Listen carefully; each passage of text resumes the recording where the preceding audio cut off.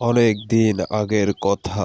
একটি গ্রামে একটি ছোট পরিবার বাস করত। পরিবারটি ছিল অনেক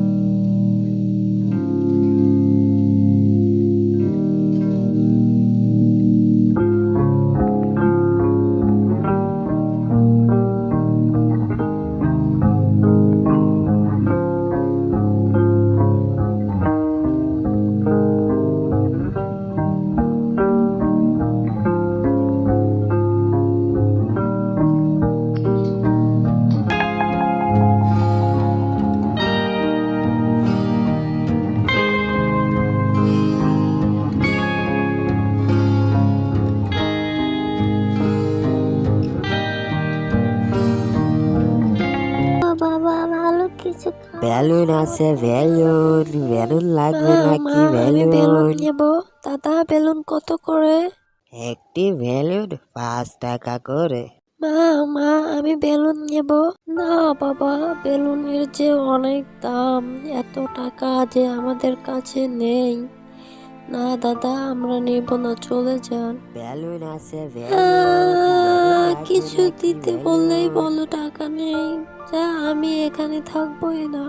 এই বলে রবি কাঁদতে কাঁদতে জঙ্গলের দিকে চলে গেল। গিয়ে একটা গাছের নিচে কাঁদতে লাগলো। আর এমনি গাছটি বলল, কি হয়েছে মিষ্টি ছেলে, কাঁদছো কেন?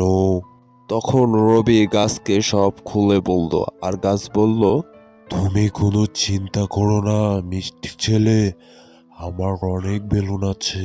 এই বলে রবিকে গাছটি অনেকগুলো বেলুন দিয়ে দিল। তোমাকে অনেক ধন্যবাদ গাছ দাদা। এই বলে রবি গাছকে ধন্যবাদ জানিয়ে হাসতে হাসতে বাড়ির দিকে চলল। যেতে যেতে পথে রবির বেলুন আলার সাথে দেখা হয়ে গেল। কিরে রবি, দাঁড়া তো ভাই।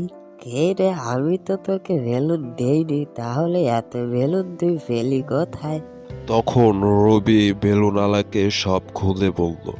আর তখন লোভী বেলুনওয়ালা বলল, আরে আমি যদি ওই গাছের থেকে বেলুন নিয়ে এসে বেচি, তাহলে তো আমি বড়লোক হয়ে যাব। আচ্ছা বাবা রবি, তুমি যাও, এখন বাড়ি যাও। এই বলে বেলুনওয়ালা জাদু গাছের দিকে যেতে লাগলো। কিছুক্ষণ পর সে জাদু গাছের কাছে চলে গেল। গিয়ে বলল, এই গাছ, তুই তোর সব বেলুন আমাকে দিয়ে দে দেখিনি।